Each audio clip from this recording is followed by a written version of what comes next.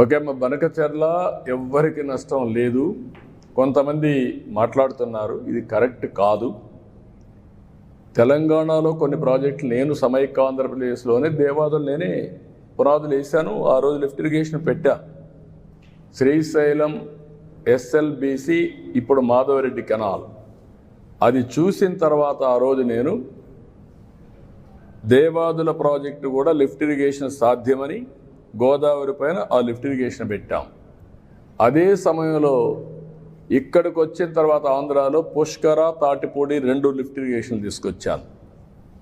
తర్వాత కొన్ని వీళ్ళు దేవాదుల ఇవన్నీ కూడా వచ్చాయి.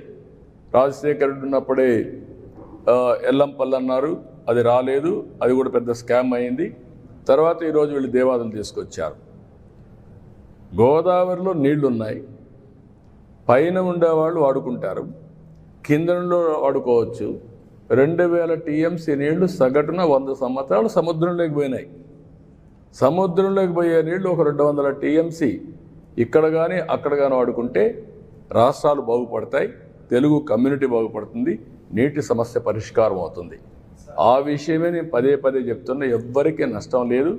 నేను తెలంగాణలో ఉండే ప్రాజెక్ట్స్ గోదావరి పైన ఎప్పుడు అపోజ్ చేయలేదు, అపోజ్ చేయను కూడా.